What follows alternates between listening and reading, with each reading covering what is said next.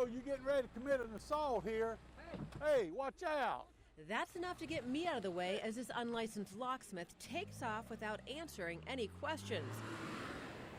There are folks out here that will not do good work. This happened during an undercover sting by private investigators, Leroy Everhart and Craig Humphrey, who are hired by the North Carolina Locksmith Licensing Board to check if locksmiths operating here in the Triangle are licensed or are they breaking the law. The two men set up in public parking lots, lock the key in their vehicle, and wait to see who shows up. I need to get somebody to unlock my car for me. I lock my keys in it. Sure, we can come right out to you. What's the address where you need the service? Humphrey first makes the call to a company he finds online. About how much will it cost? The rep couldn't tell him how much, as she says it depends on what the locksmith needs to do once he gets the locked truck here at this Apex Nature Park. Soon after our call, this man shows up for the job. How you doing? You a locksmith? Yes, sir. He introduces himself and then gets to work. As he starts to do the job, he tells Humphrey it will be $89 to unlock his truck. Make sure that your locksmith's licensed and insured and all that. Of course, yeah. I'm gonna send you a receipt too. Okay, cool. Yeah, I spoke with the insurance company, you know. Okay. Of course, here in North Carolina, you can't work without this license, actually. He starts putting his tools along the window. It does take some time as he tries to unlock the truck. After a few minutes, success. There you go. I get it?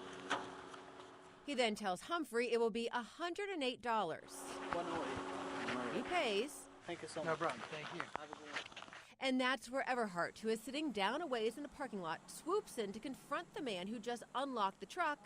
But before that happens, Whoa, He takes off. Whoa, you're getting ready to commit an assault here.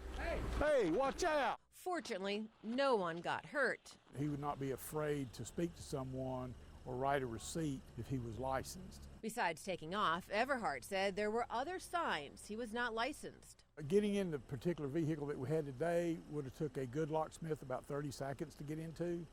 And this guy appeared to be looking for instructions on how to open the vehicle. He had to use 2 pneumatic bags, and it took him a little while to get in.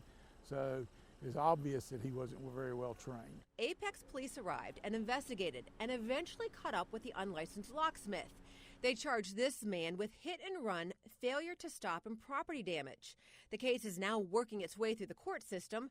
The locksmith board says he has applied to get his locksmith license, but it has not been approved yet. And we will see, of course, justice will take. 27278. The next stop for the private investigators hired by the state's Locksmith Licensing Board, a shopping plaza in Hillsborough. Thank you for calling. Humphrey calls another company he finds online. I've locked my key in my car. It takes some time, but this man eventually arrives. I don't know if there's a problem with the key fob or what. Oh, you have the key and it doesn't work? Yeah, I've got the key and it's not doing anything. He introduces himself as Roy. He doesn't take a look at the key fob, instead gets his tools and gets to work. It's 2 different things.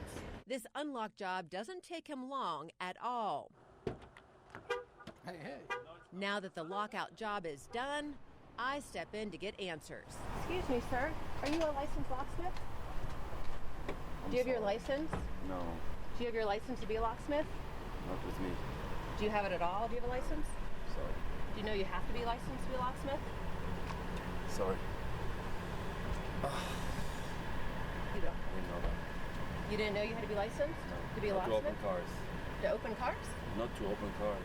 And then private investigator Leroy Everhart starts asking the questions. Back to the old ball game again, ain't we? Says he's familiar with this guy. You got a locksmith license? No. You insured? No. I don't And things then get worse for Roy as police show up. Do you actually have a driver's license or is it suspended?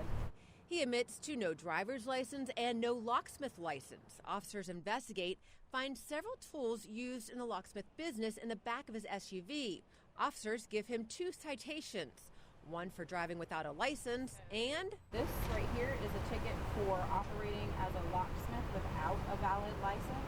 now Roy does have a court order not to operate as a locksmith, but that's not stopping him. This is the 6th time that we've had interaction with Mr. Aberdram. If he comes out, he's not licensed, training and so forth. If he damages a car or damages someone's house, there's no recourse for him. And that's one of the big risks if you hire an unlicensed locksmith and there is damage.